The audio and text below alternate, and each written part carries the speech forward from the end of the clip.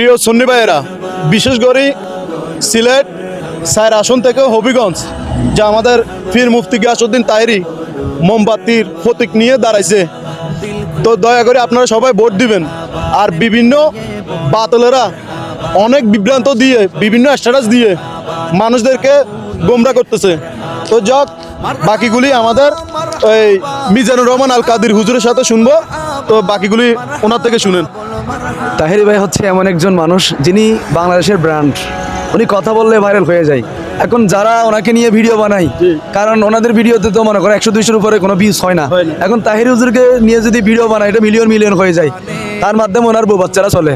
তো আমি অনুরোধ করব, আপনারা তাহেরি হুজুরকে মানে কালারিং করে কেন ভিডিও বানাবেন, ওনার ভয়েসগুলো ছাড়েন, দেখবেন মিলিয়ন মিলিয়ন ভিডিও ভিউজ হয়ে যাবে।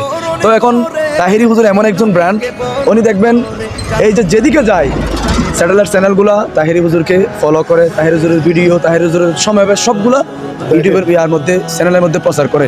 তো আমরা তাহেরিকে নিয়ে গর্ব করি। আমরা সুন্নি জামাতের মধ্যে এমন একজন আলেম আছে, এমন একজন স্কলার আছে, যিনি যেখানে যায় না কেন লক্ষ লক্ষ মানুষ হয়ে যায়।